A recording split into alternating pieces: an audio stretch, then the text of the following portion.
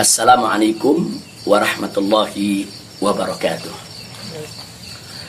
Kepada segenap rakyat dan bangsa Indonesia yang saya cintai, semoga kita tetap selalu menjaga protokol kesehatan, tetap selalu berupaya secara bersama-sama mengatasi pandemi yang sedang melanda kita punya negeri. Insya Allah, Allah angkat segera pandemi yang terjadi saat ini. Amin ya rabbal alamin.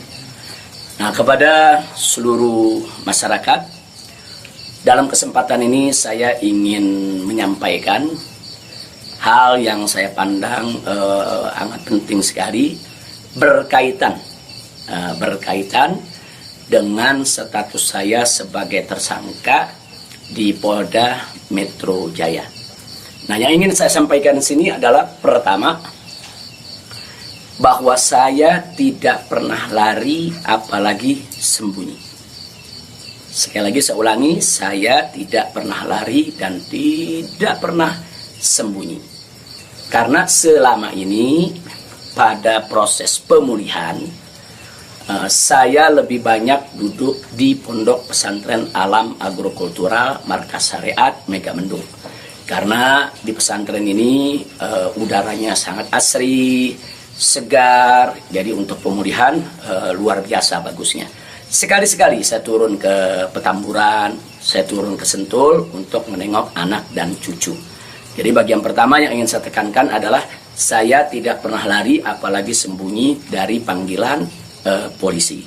Yang kedua, saya juga tidak pernah mangkir dari panggilan Polda Metro Jaya. Nah, kenapa saya katakan saya tidak pernah mangkir? Pada panggilan yang pertama, yaitu hari Selasa tanggal 1 Desember 2020, ketika itu saya tidak bisa memenuhi panggilan, saya kirim pengacara. Pengacara datang ke sana, bertemu dengan penyidik, menyampaikan surat secara resmi, minta penundaan, dan alhamdulillah penyidik bisa memahami dan menerima. Akhirnya sepakat bahwa saya diundurkan untuk panggilan yang kedua. Nah, untuk itu saya apresiasi, saya hargai sikap penyidik yang sangat kooperatif, sangat baik. Terima kasih. Nah, kemudian pada panggilan yang kedua, yaitu pada hari Senin tanggal 7 Desember 2020. Nah, ketika itu saya melihat posisi pemulihan kita memang masih perlu penambahan sedikit waktu.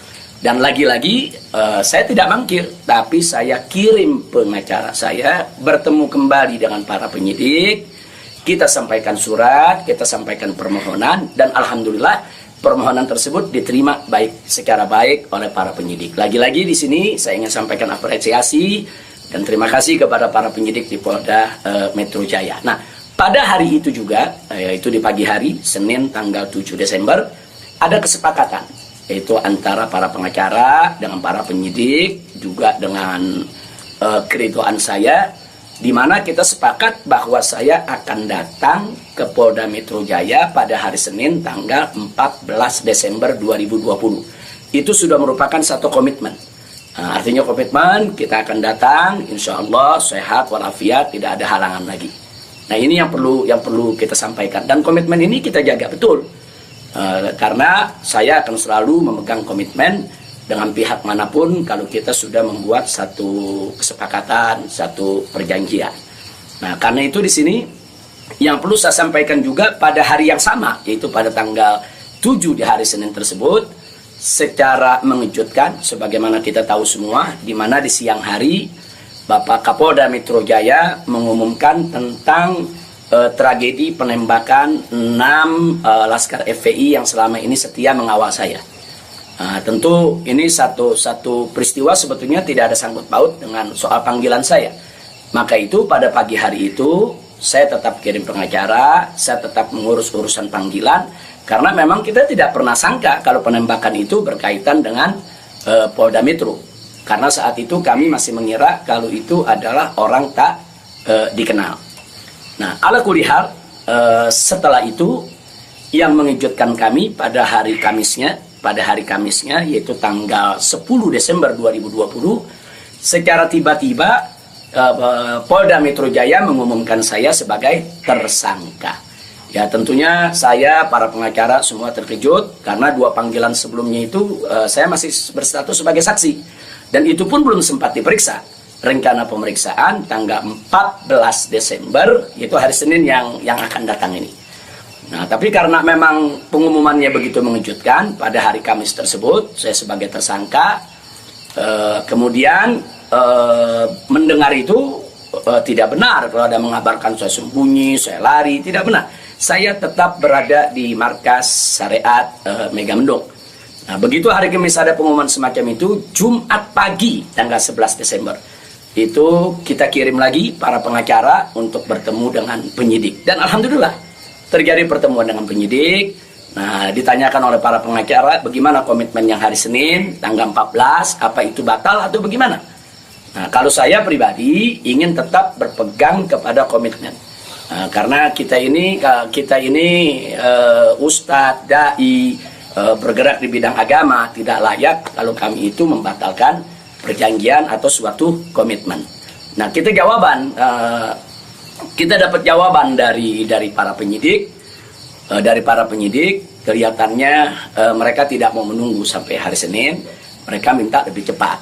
Nah, pada saat itu juga para pengacara minta kepada para penyidik, ya Habib Rizik siap dipanggil kapan saja, tapi tolong surat panggilannya dibuat. Surat panggilan sebagai tersangka. Kami tidak pernah terima. Tapi kelihatannya para penyidik agak keberatan untuk mengeluarkan surat tersebut. Akhirnya terjadi kesepakatan, kalau begitu cobalah bagaimana caranya supaya Habib bisa lebih cepatlah ke Polda Metro Jaya. Jadi artinya mereka tidak mau melanggar komitmen juga, karena memang komitmennya pada tanggal 14 siap diperiksa.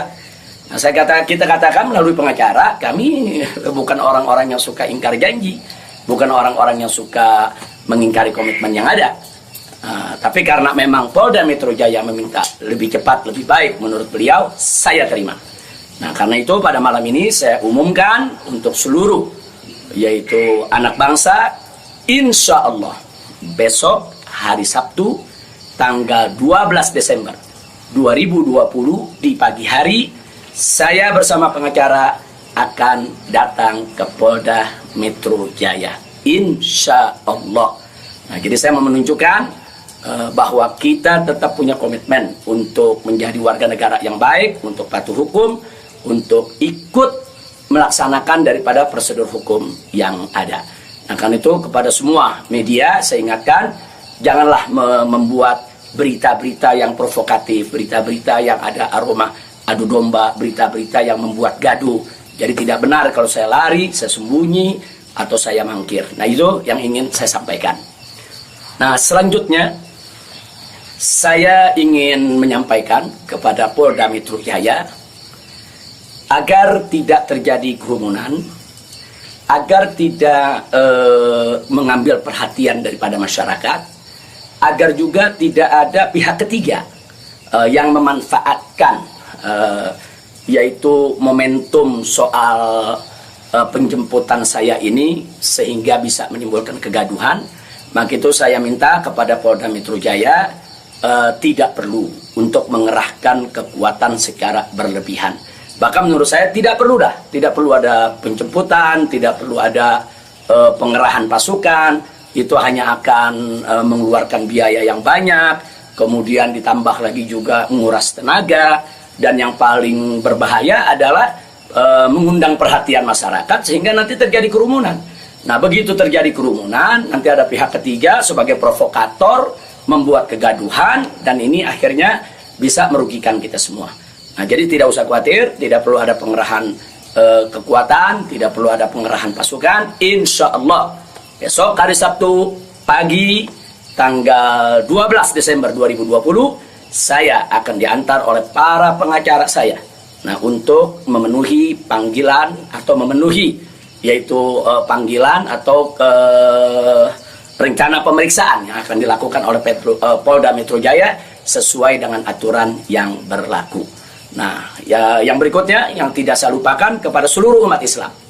Kepada seluruh umat Islam, saya minta juga tidak membuat kerumunan. Nah, jadi jangan sampai mengganggu daripada proses hukum ini. sabar, tenang, ikuti proses hukum ini dengan baik, sesuai dengan aturan yang ada, banyak-banyak berdoa.